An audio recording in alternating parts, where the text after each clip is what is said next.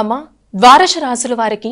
వారే సులభంగా చేసుకునే పరిహారం గురించి తెలియజేస్తారా? ద్వాదశ రాశుల వారికి పరిహారాన్ని కనుక గమనించినట్లయితే మేషరాశి నుంచి మీన రాశి వరకు 12 రాశుల వారు ప్రతి వారు తమ వ్యక్తిగత దైవాన్ని ప్రార్థించుకుంటూ ముందుకు వెళ్ళడం ఒక విధానం అయితే, దాంతో పాటుగా సమయము అవకాశము అన్నీ ఉన్నట్లయితే తప్పనిసరిగా ఈరోజు మీ వ్యక్తిగత దేవతా ప్రార్థనతో పాటుగా ఈ రోజున తప్పనిసరిగా సూర్యనారాయణ స్వామికి సంబంధించిన శ్లోకాలైనా, అష్టకాలైనా, అష్టోత్తరాలైనా, అరుణమైన, ఆదిత్య హృదయమైన పారాయణ చేసినా లేకపోతే విన్నా మరిన్ని మంచి ఫలితాలు ఏర్పడతాయి. కాబట్టి తప్పనిసరిగా సూర్యుడికి సంబంధించిన నామాలు, ఎందుకంటే సూర్యుడు అంటేనే మనకి ఆరోగ్యం, భాస్కరాది ఇచ్చేది. భాస్కరుడు ఆరోగ్య సంబంధమైన దైవంగా మనం భావిస్తాం కనుక తప్పనిసరిగా సూర్యనారాయణ స్వామికి నమస్కారాది కార్యక్రమాలు చేయడం, ఆయనకు సంబంధించిన శ్లోకాలు లాంటివి చేసుకోవడం మొదలైనవన్నీ చేసుకుంటూ ముందుకు వెళ్ళడం బట్టి గోచారీత్యా ఎదురవుతున్న స్వల్ప సమస్యల్ని అధిగమించడంలో,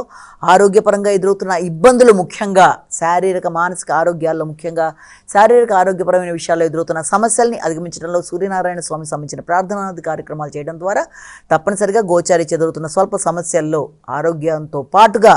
మీకు అభివృద్ధికి సంబంధించి, ఆరోగ్యానికి సంబంధించి, మానసిక ప్రశాంతతకు సంబంధించి, శ్రేయస్సుకి సంబంధించి, అధికారానికి సంబంధించి ఏ రకమైన సమస్యలు ఉన్నప్పటికీ కూడా వాటికి సంబంధించిన విషయాల్లో తప్పనిసరిగా భగవంతుడి నామస్మరణగా ఈ రోజున సూర్యనారాయణ స్వామికి సంబంధించిన శ్లోక కార్యక్రమాలు లాంటివి చేసుకోవడం బట్టి అననుకూలతల్ని అనుకూలతగా మార్చుకుంటూ